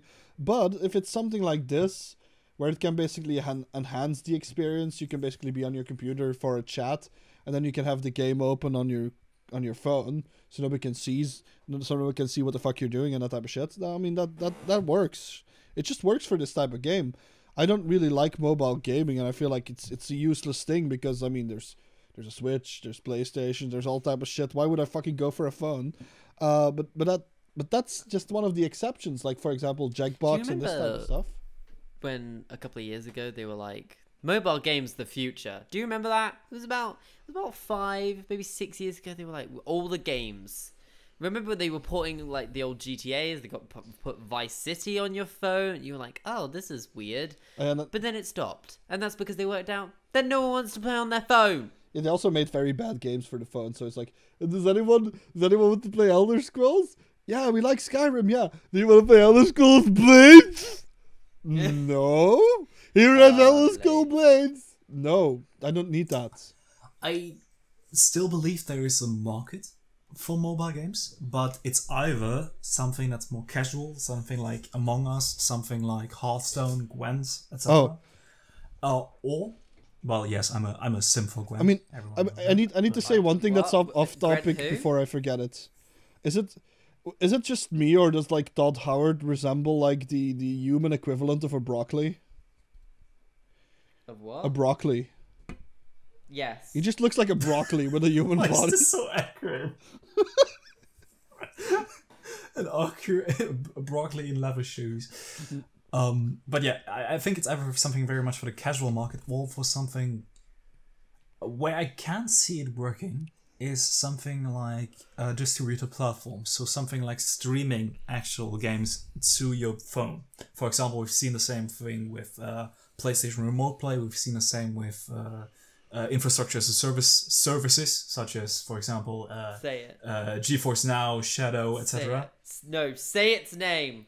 Say its that shitty one that nobody wants. Say its name. Is Stadia on phones? I don't know actually. No, Lol. I'll Google it. I think it definitely was gonna have an app, but I think they're like, we're delaying it, which means that knowing Google, they're gonna cancel it in about 3 years. Oh no, Stadia is actually still actively hiring developers. Yep, Stadia is on mobile. Wait. You know why they're still hiring people, so they can fire more people at the end. How the fuck is... You know what's weird? You know what's really weird? Cyberpunk's coming up. From Thursday, we're going to be about 2 weeks away from its launch. That is still being hyped for, like, you can play it on Stadia. That's weird. That's, like, that's the last game they're putting into it. They're like, if Cyberpunk does not sell Stadia, we are doomed. And I agree. You know, that's probably why they delay Cyberpunk, because, you know, Google is just like, oh no, it's not gonna work. Yeah, That's it's the not way. base consoles that can't run it. It's fucking Stadia. Dang. I mean, I do still believe something like Stadia is the way of the future, No. but not in the, like... With someone on my internet. economic system that Google is trying to put on it. Do you- I don't think that's working. Where you have to buy your games and also pay a subscription. Absolutely not. No, I definitely. Because then you might as well go for like infrastructure. as a You know where I service, think where you actually know, get your dedicated machine and then you can do whatever you want. You know where I think maybe this is some kind of future if you have like a more like a open market type of thing where it's like for like indies or something. I feel like that would definitely work a lot better than some type of like oh, here's the thing where you buy your fucking games and you have your streaming shit that you still have to get a monthly subscription for, and if the game just gets deleted, well, fuck you. Yeah. You don't have the game anymore. Because a few years people were pitching the Netflix for video games. Oh god. Yeah, even though... And back then that sounded like a really good idea, but now we're actually seeing that the concept of Netflix doesn't really work in the long term. Because now we have all of this Netflix competition, Amazon Prime, Hulu, whatever, and everyone just goes back to pirating their movies because now the entire feature set is so distributed that no one platform can give you the one thing. I think when I first got Netflix, that's literally what I said. We're going so That's off topic. literally what I said when I got Netflix. It's like, oh, this is good as long as there's not going to be too much competition, because then it's going to go back to pirating. And that's what happened. Yeah, exactly. And that's what happened. It's absolutely. And I said a similar thing with video games. And I said, like, because Netflix already has its competition, the whole video games thing, once there's like a platform like that gets popular, there's going to immediately be competition. They're not going to have the Netflix advantage of being like, oh, yeah, for maybe a few years we can dominate the market and then shit comes in. Nope, it's just going to be immediate load of bullshit. And then people are going to be like, yeah, I don't want to get all of this bullshit. I want to play all of these games, but I don't want to get all of this bullshit. There must be a way to steal these cloud-based games. Yeah, and I think that's something like even Netflix and the movie industry haven't still figured out. That being said, let's pick up the pace. Yeah, we're falling behind, and okay. Yeah. Next one, interesting category. Even though I think the nominees are a bit, well, let's see. The best indie games for outstanding creative and technical achievement in game made outside of the traditional publisher system, which is funny because the first one is published by Devolver Digital, and so is the second one, being Carrion and Fall Guys. Well. Also, we see again Hades, and then two new ones, Spelunky 2 and Spiritfarer. I can't see. Again, I could vote for two of them, and I voted for the first two. So I don't know which one I voted for. Devolver wins. Devolver, yes. No. It's not anyone else. Fun. It's Devolver. Well done, Devolver. Woo! Yeah. You did it. I mean... Yeah, I also voted for Carrion on this one. I like Spiritfarer conceptually, but I think the game was a bit lacking. So, yeah, Carrion is for me again. Yeah, I mean, I voted for that twice, so I mean, I can't really say much about it because, I mean, the category is not different enough from the other category to actually warrant more explanation this time around. I mean, that's just what I can... True. Best debut, best indie. It's a little bit different. It's a little bit the same. Yeah, you're right. Okay, I mean, next one, which I think I also vote to skip because to me, best community support and best ongoing is almost basically exactly the same fucking thing to the degree of being. And I think this was another one where you had Apex, right? And I probably voted for that. I voted for No Man's Sky. So whatever. Because that had a good update this year. It's a good game now. No Man's Sky is a very good game. It's still now, boring but in my please opinion. play it on a I've tried it. It's still boring. Please play it on something that isn't a base Xbox or PlayStation because it's laggy and broken as shit. It's still a boring Minecraft. I like it. Okay. Moving on with a more interesting category. Games for impact. For thought-provoking game with a pro-social meaning or message. And here we actually see my kind of indie games. Yeah, it's good. With If Found by Dreamfell being starting off the nominees. Then Kentucky Road Zero TV Edition by Cardboard Computer. Spiritfarer again by Thunder Lotus Games. Tell Me Why by Don't Know It. And Through the Darkest of Times by Paint Bucket Games. I had a very hard time deciding. Did you? I did. I was done within 2 femtoseconds. Wow. Did you play anything else but Tell Me Why? No. I've played the demo of Spiritfarer and I enjoyed it. And I kept thinking like, it's on Game Pass. I'll download it and play it. But I haven't. I mean, but also Tell Me Why is on Game Pass. So it will always remind me of Weird Wolf getting turned down by a fucking chain smoking. What was it again? An elk or what was that creature? A deer? Oh yeah, it was a deer. I think that. Basically stood me up on the day. This is getting weird if you don't know what Spiritfarer is. Or watch the Gamescom video. Very true. But yeah, I picked this one by process of elimination. I haven't played If Found. I actually have never heard of it before. Kentucky Road Zero, very good game. TV edition. It's an episodic game of five episodes, and the TV edition finally encapsulates all of them. which kind of, removed it for me because it's been going on for multiple years now, and I don't think I want to give it too much 2020 impact. Spiritfarer, as I mentioned, semi-good game, kind of liked it, but not sure where to go with it. So that really left me with either Tell Me Why or Through the Darkest of Times, and I think Through the Darkest of Times is a very interesting one. If you don't know the backstory of this one, this is actually the first piece of art in Germany that is allowed to depict a swastika for artistic reasons. I know that sounds weird, but if you don't know Through the Darkest of Times is actually happening, you're playing a resistance fighter in Nazi Germany. And I think that has a very important meaning or message, as they say in the Games for Impact category, as an historical piece of art. I've gotten into very tough fights with friends and family members over this one. I mean, if something like this should be depicted as art. I mean, but in the end, I voted for Tell Me Why. Yeah. I mean, I didn't know much about the other games, and I didn't know why Spiritfarer if it would have such an impact. So I also just voted for Tell Me Why, just like that, because I was like, I got. Yeah, I just think Tell Me Why has the most production value aside from maybe Kentucky Road Zero on this one, and I think for Games for Impact, it's more. Yeah, just like you said with the Kentucky Road Zero, you can see that for like years. Just like I've seen in the fucking. If you just look around, like every time there's a sale on the PlayStation Store for like years or something, you just come across the game. You're like, I don't think I'm gonna, like you said, give it too much 2020 impact, just because of that reason to begin with. Yeah, but Through the Darkest of Times, very much recommended to check that out. Very interesting piece of work, and I think that's the thing. I hadn't heard about that, and I also have never heard of If Found until this list showed up. So I'm like, I can't say anything about that. Alright, seems we're very much in unison on this one. Next one, Best Performance. So not actually video games this time, but performance. And we have Ashley Johnson returning in her role as Ellie in The Last of Us. Laura Bailey's Abby also is in The Last of Us, which I think is very controversial.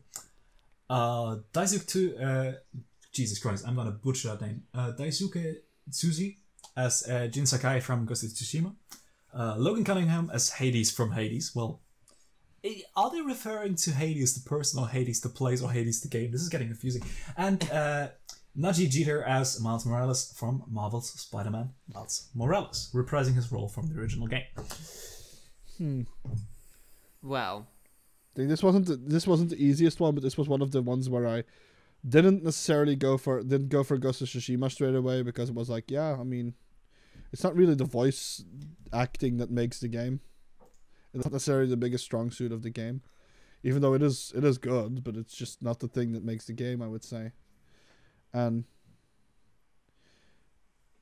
apart from that, the story is also not necessarily always told that way, whereas games... But remember, you're not thinking about it performance. This is about performance. This is not about... See, that's what I mean. That's what I mean. Like when a game like, for example, The Last of Us tells more of its story also through the characters and them actually saying stuff. So I feel like there's more performance value to The Last of Us, to either of those two roles, than there would be to Ghost of Tsushima, for example.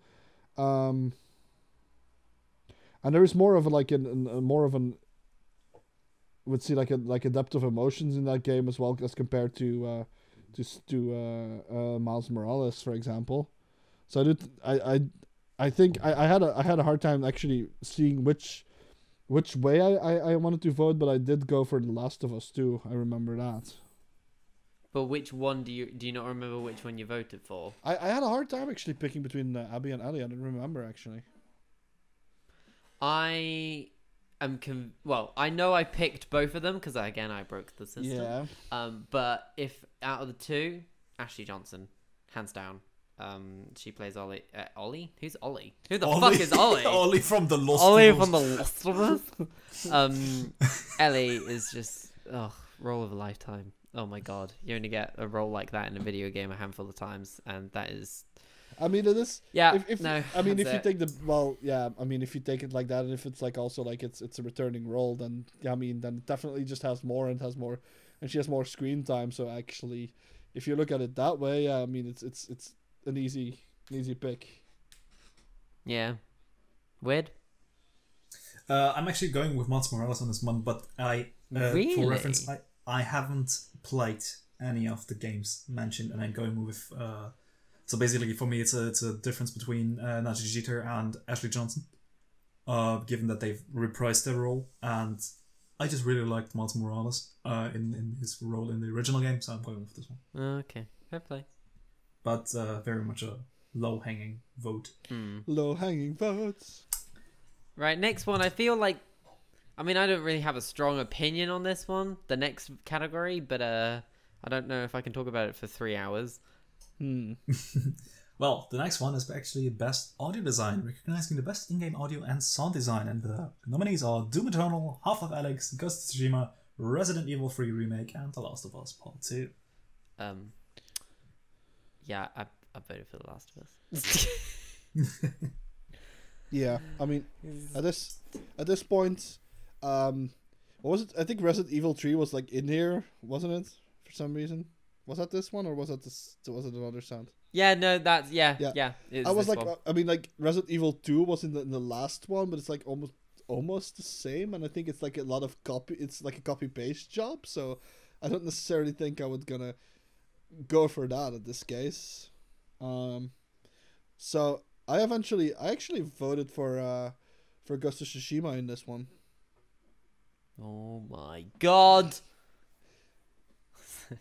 Sorry, I thought I'd add a bit of flair because this isn't the top half of this awards is totally not going to be predictable for any. I mean, of us. this is a harder one because this is nothing like this. Basically negates everything that has to do with music. This is basically just sound design, as in, does what is happening sound like yeah. what's there? Yes, all these games have sound, and there is audio with sound. So, good designing, guys. I mean, that's nice job. I mean, Keep it up. Yeah, keep it up, boys. That's better than the footsteps in Apex Legends sometimes. So, oh god, yeah, that's confusing as shit. Thank God that didn't make the list. Anyway, who do we think will win? I don't. Care. I mean, but honestly, I don't even want to make a prediction because I don't care. All right, moving on. What's in More Audio, which is best score music for outstanding music, inclusive of score, original song, and or licensed soundtrack, including Doom Eternal, Final Fantasy VII Remake, Hades, Ori and the Will of the Wisp, and The Last of Us Part 2. And we know which one Griff's gonna pick because he has it on fucking vinyl. Oh no. He just loves Doom Eternal way too much. I just love people chopping other people's faces off really brutally. Wait, what would you? Well, that could also apply to The Last of Us, yeah, I think. Wait, what were the Which is, by the way, what we're talking about. what were the contenders here again? Because I think I missed something. Doom Eternal, Final Fantasy VII, Hades, Ori, and Last of Us. Yeah. Huh. I mean, weird answered for me. If I was to put money on any of these, Final Fantasy. Yeah. I think Final Fantasy might win. I think that. That's the one I picked, actually. I'm just a big sucker for that soundtrack. Yeah. But well, that's what I mean. I feel like there's too much nostalgia behind Final Fantasy for it to not win this. Yeah, that's also this a thing, particular right? category. That's. And did they do a lot of? Have you listened to the remake soundtrack? A little bit, yeah. Is it still a lot of the same stuff? I think it's very much true to the original. Of course, it's all pumped up. Then again, I think the Final Fantasy VII soundtrack evolved over the years because there has been other Final Fantasy VII games, there's been movies, there's been spin-offs, there's been plenty of things, and I think it's just the latest step in the evolution of that soundtrack. I see. Yeah, I put money on Final Fantasy. I think it's gonna win, because the last. I mean, to be fair, a lot of games have the all orchestral thing, and I don't think The Last of Us has like. I mean, it's interesting. I mean, it's that type of stuff, but it's not something completely different. Whereas like those RPG games, they do have their soundtracks somewhat different from that, which is more of a. I mean, it's hard. How would I actually describe it? It's more of an active thing with like. Wait, Sorry, I've just read something interesting. Did you guys know that? So the nominees will be compiled by a jury panel with the members from over 95 media outlets globally. Winners are determined between the jury, which contributes to 90% of the vote, and the public votes, which is 10% of the vote. I know, we're not jack shit. Wow. Well, This hurts. wait, there's more of us than like this 95 fucking. I was going to say. What? Why does this get decided by those 95 wankers who are slowly going out of business? Well, it's the same with the Academy Awards, right? Wow. Anyway, moving on. Yeah. Moving on to the other sense that most people rely on, the best art direction for outstanding creative and or technical achievement in artistic design and animation. Once again, very similar faces around here. Final Fantasy VII, Ghost of Tsushima, Hades, Ori and the Will of the Wisps, and The Last of Us Part 2. I voted for 2 in this. Again? You know, that's illegal. Well, fuck you, Jeff. I voted for a very well-known game and Hades. Because I thought Hades has a really nice art direction. So I was like, yeah, go Hades. I mean, the thing is, Ori and the Will of the Wisps done before by its previous predecessor. So I was like, that's, you know. But Hades, I was like, new, outstanding. And if it's up here, go them. So I hope Hades wins. I mean... But I didn't vote for The Last of Us. This time I also voted for Ghost of Tsushima at this point, just because, not necessarily because it has like a special art style within like the way the game looks, but I liked like all of the artistic stuff that was in the game basically, to that degree, and the design of everything. So it was pretty much not of like specifically like a hokey out there art style that I voted for, but more of like the cohesion of the art itself and the whole feeling of like something that was. I mean, there's a lot of games that are like have this what would I say, like that are based in Japan and that type of stuff, and have like a look. But this was something that was fairly like unique to this game in my opinion. Like the way everything looked, it wasn't necessarily similar to other games that take place in the same hemisphere, I would say. So I mean, yeah, I can see Ghost of Tsushima winning this, mostly because of the it's very much spot on what they wanted to do, right? I voted for Ori and the Will of the Wisp. It's actually not my type of game, but I really like the art direction, and in my opinion, that's the most one I would actually call, you know, art in the classic sense. Out of these but five. the whole problem that I had there with Ori is I don't think it's a problem of Ori itself, but there's a lot of games that have tried to emulate that art, and that kind of holds back, as Ori being more of the original towards that. It's like the Blizzard issue, you know, how many games try to get that, even despite Blizzard actually has an ugly art style to begin with, but whatever. But there's... Though I would argue that Ori looks better than Blizzard. Okay, that's true, but I feel like a lot of other studios have like emulated like the Blizzard look and done it worse, but it's just also debases the actual look of Blizzard itself. I have the same with Ori here. Like a lot of indie games have been like, oh, let's be the next Ori, like in art style, and that just has devalued the actual art style of Ori itself. Yeah, very much true. So my money's on Ghost of Tsushima with this one. Yeah, same. No, Hades. I don't know. I mean, it could still. Moving on then. Best narrative. For outstanding storytelling and narrative development. And the first one I have no earthly clue what that is. Not an idea. I'm going to Google it. 13th Sentinel, Aegeus Rim, written by George Kamitani. I don't came know out on what the that PlayStation. is. Wow. I completely misunderstood that. I understood Aegeus Rim, which... I bet you did, you motherfucker. And the rest is pretty much the exact same. Final Fantasy VII Remake, Ghost of Tsushima, Hades, and The Last of Us Part 2. Minus Ori. Yeah. Oof, here it's like, you know what's the difference in like storytelling that there is in this fucking, because we said we talked about this in the whole like when we talked about games as an art form, remember that? We also had this discussion about the types of storytelling, whereas there is a storytelling that happens to like an environment, through an environment itself, and then the actual linear storytelling. Like, for example, here you have the difference between like Ghost of Tsushima, and then there was also, you also said The Last of Us, right? Or did I mishear that? Yep. Yeah. Yeah. So you have those two games that have like an entirely different type of storytelling. Whereas Ghost of Tsushima has like that type of, we compared it to what The Witcher has, like those little type of things that you can find, like tidbits of stories that you can find, and then you have like little side quests and stuff. Whereas The Last of Us just has its story that goes straight through. You follow the story, and it is very much well done in that game. Like, regardless how you feel about the story, because there's a lot of people wanking about it, but I mean, it was well done. I mean, you could have... People are wanking to it? Yeah, there was Bloody people hell. wanking about the story, about it's like, oh, well, this could have been different. Yeah, okay, whatever. I mean, it wasn't different, and it works, right? From a story perspective. Stories, like, a story is not there to tickle your balls and make you feel good. It's just about whatever the story wants to tell. It's not like, oh, do you I was want going to to say, some of these games are very much like, you're on the set narrative, and you have no control over what it is, you just experience it out. Yeah. I gotta say, Last of Us Part 2 is taking a bit of a leap of faith with this one. Because I'm not gonna spoil it, but there's a very key point in that story that is, I think, splitting the fan base right on the middle. Yeah. And in a way, I think that needs to be, applauded. But it's also a very brave step to take. I think that's the thing. A lot of people, yeah, okay, you're mad. I totally get it.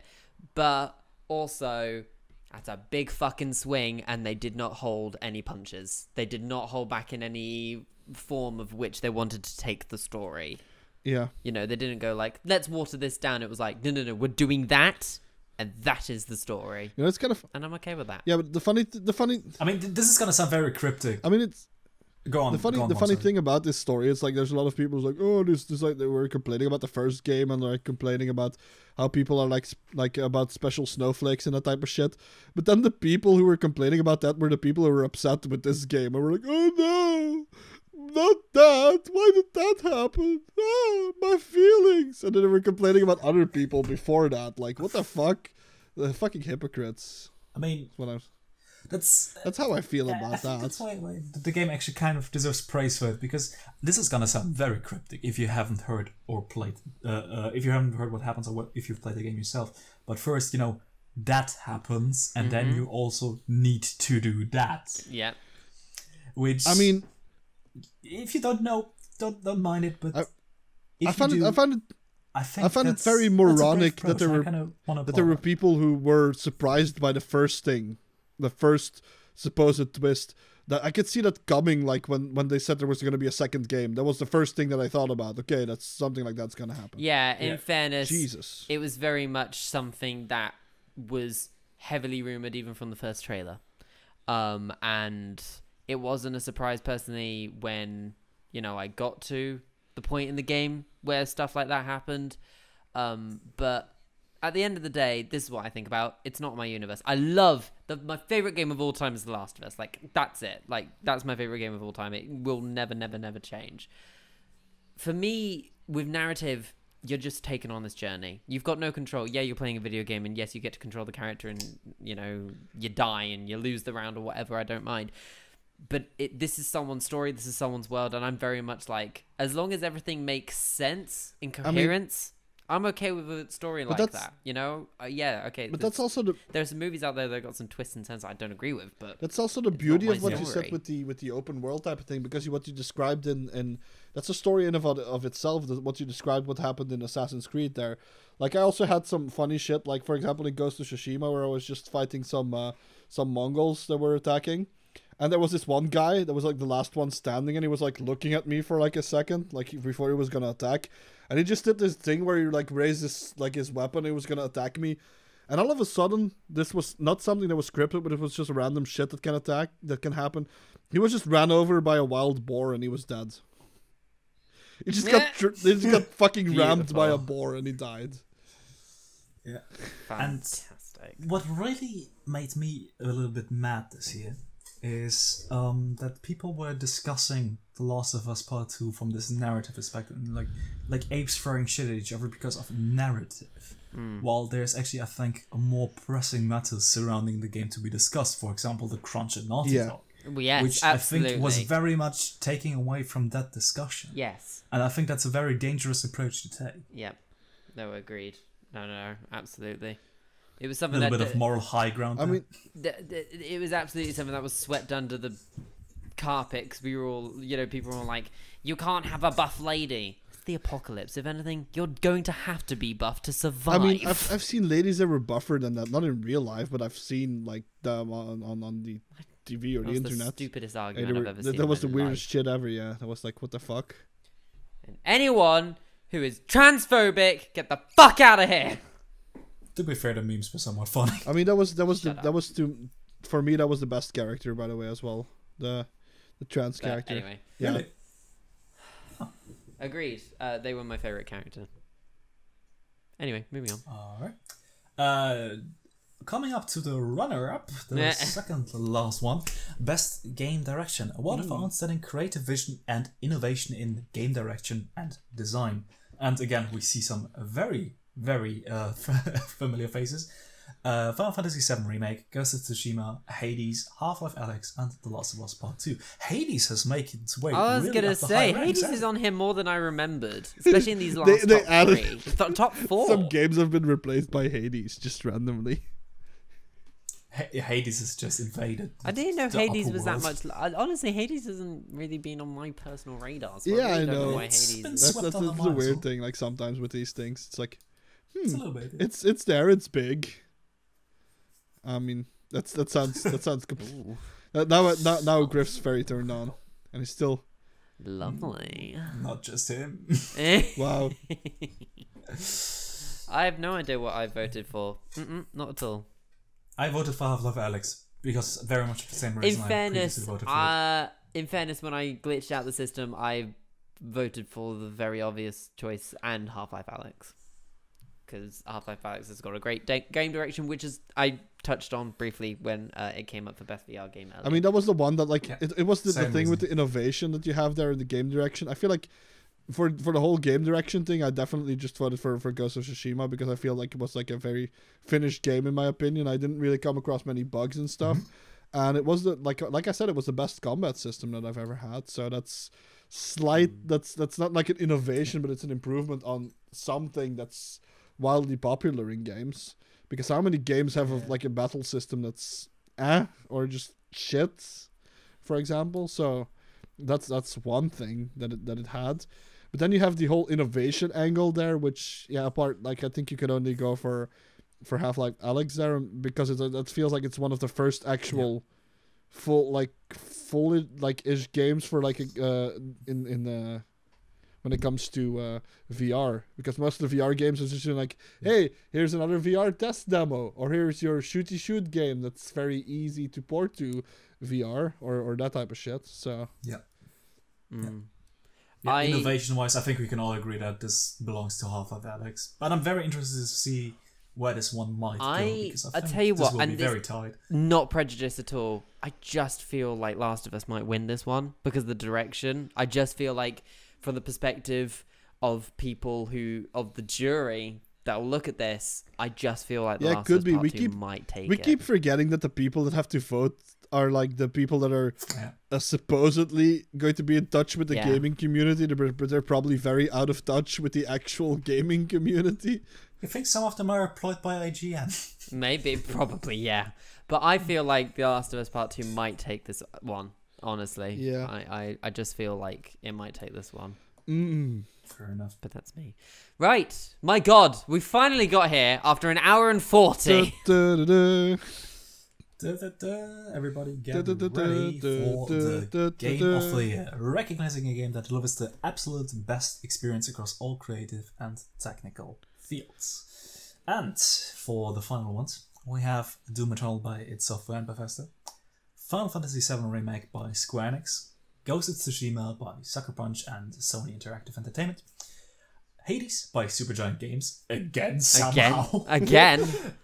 Animal Crossing: New Horizons by Nintendo, and The Last of Us Part 2, Naughty Dog and Sony Interactive Entertainment. And all of these should look very familiar. Now, do we tell which ones we have voted for first, or do we want to speculate which one might win? Yeah, first? maybe we'll do the rundown of what wins. I have no earthly clue. I feel like there's a chance that there's a lot of people who are gonna vote for Doom, but then I mean it's just shooting and fucking around. I mean, I wouldn't put money on it, but I think Animal Crossing might take it. Oh, What? I know, but you gotta think about it. Animal Crossing, I think, is the highest selling game of all year. yeah. And I mean, it's shifted so many copies. I guess it is everywhere. I just can't get the appeal. Like, it's something that I would be like, if I want to build something, I'll just open Minecraft instead. So it's just, I really, that's the one thing that's just never gotten to me. So I guess I have a bias against this game that could make me underestimate it. So you could be right at that. I just think again, like I said earlier with Animal Crossing. Wait, Griff, but we're forgetting one thing. 90% of these votes come from the actual people who are like on the... Yeah, and that's why I think Ghost of Tsushima might take it. I still feel like Animal Crossing might take it. And if I may put my hand up, I voted for Animal Crossing. It's my game. I mean, I voted for Ghost of Tsushima, Oh. but yeah, that's because I played so much of it as well. And it kept me Personally, continue playing. Yeah, what'd you put? I picked Final Fantasy VII Remake. Yeah, I would put money on that. I actually put it there for a very strange reason. Because I think Final Fantasy VII Remake kind of represents keeping up with the history of video games in a good way. Really? We've seen plenty of remakes and remasters over the last years, which were basically just HD scale-ups, if at all. But then we've had Resident And Evil I think 2, something like which came out before Final and then Fantasy VII. we've seen something like Resident Evil 2, we've seen The Lost Guardian, and then we've seen Final Fantasy VII Remake, which is very much in the same epitome of it. And I feel like if more of this would happen, not as like the best games of all time every single year, definitely not, but as a general statement of saying, okay, this is how you can actually still interact with something that might have gotten out of touch with technology and entertainment as it is right now, that is a very good way of keeping up with things. And I mean, in my opinion, the way you should do it, if you... I mean, it is very much, if you look at like the character models and shit, it's very much an ugly game if you go back to the original now at this point. So I mean, yeah, exactly. it's like puffy balloons fighting and shit. It's like good old block hands with spiking. Maybe I should ask. Hey Perry, what was your game of the year, Perry? Yeah. I haven't decided. Silence. Really? She's saying Apex. Slapper. What? You haven't decided? No, don't fight yet. Which games were you even? The indictment of the Which games were year. you even doubting? Like between like I'm or not doubting it, I just haven't voted yet. Wait, what did she vote she for? didn't vote yet for Game of the Year. Too. For any of them. Oh, she hasn't voted for the Game Awards yet. Oh, I thought she did. Wait, who did I run through the Game of the Awards? What? Burn the Heretic. Kill. Must There's kill. only one game you've actually played You're going to Hades. in the Game of the Year. No, don't try and open the website now because that's gonna crash our entire internet, Perry. Oh my god. No. Are you mad? What are you doing? Note to editing, just put like a snow TV effect right now, as if we all died or something. We'll be right back to this. I just need to make like a photoshopped version of Jeff Keighley with like instead of eyes there's like static and then it's like oil running from his eyes. What the fuck? It's Fall asleep anyway. I guess the I only think this the might only be person he's actually coming for is Hideo Kojima, I guess. Jesus Christ. I love you, he says. Is there already like a modded version of PT where like Jeff Keighley bursts out of the bathroom? I mean, if there isn't now, we've given the internet very much the opportunity to do that. You're very welcome. Well, I guess we'll find out at some point.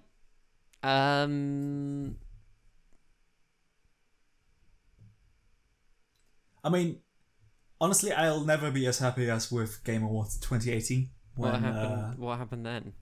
when What Remains of Edith Finch won Game of the Year, Oh, which is, in my opinion, one of the best Game Awards nominees and winners of all time. there you go.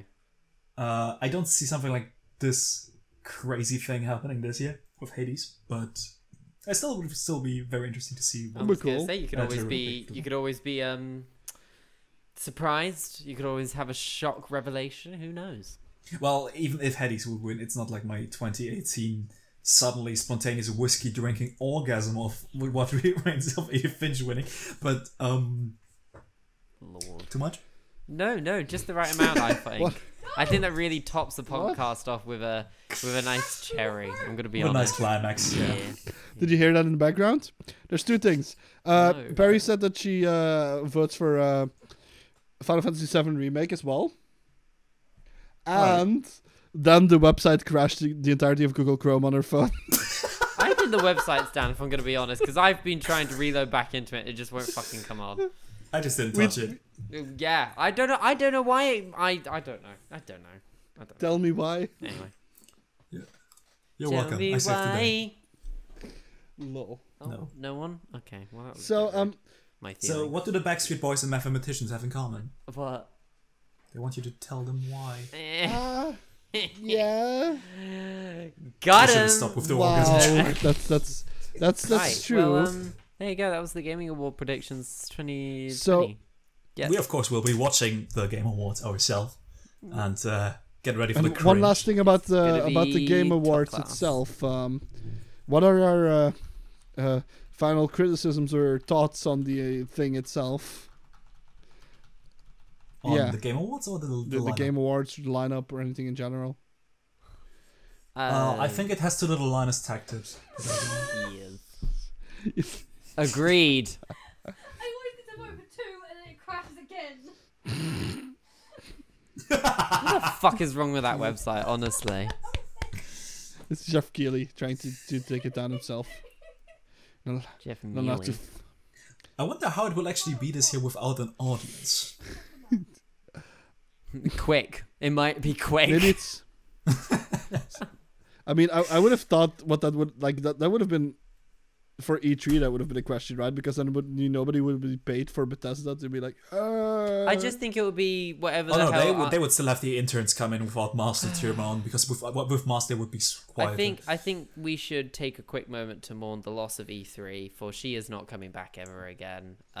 With the eyes of That is a loss of our time. I mean, very much E3 was a dying thing anyway, but I feel like we should just take a moment to I mean, grieve the loss of E3. I don't think it's that in the way as you think, but I feel like E3 is gonna become like the American equivalent of Gamescom, where it's more about the interaction with the game and like the public coming by than the entire fucking press publicity shit. But where will I get my daily fix of Todd Howard? Just follow no. that broccoli stem on Twitter. The good smell sweet of broccoli and take me home country road shoes. Take me home. Got you Have a jacket. fancy That reminds me. Shitty game. Yeah, how much of a how angry and outraged are we that Fallout 76 is not on the best ongoing game or best support? Didn't even think about that. That's like giving best ongoing award to the bubonic plague while COVID's going on. I think the plague actually killed more people, right? So far, yeah. Anyway, I mean, it had more time. It had more Happy time. 2020, everyone. Merry Christmas. And a Happy New Year. God, is it Christmas? Maybe next time. So this is... Why am I saying... Oh my God! Right. Anyway, I think that's it. Yeah. Next Next time we'll be back to discuss what actually happened and just to see how wrong or right we were. I mean, it's hard to tell. Oh, we're right. I mean, we may be very We're right. Rocking around Christmas. Why does it feel so wrong to be so right? It's November. Why did that rhyme? I mean, it's beginning to look a lot like Christmas. Oh no. Oh no. Yeah, and if you're very nice, Jeff Keighley will leave a little dirty your stocking too. Oh dear. Right, I think that's a good place to end on because Yeah. If it doesn't end here, we just might all just want to end it. That's what I'm saying. Oh, just end it. Boom. End me, Oh, please. Alrighty. Bye then. Is that how we're ending it?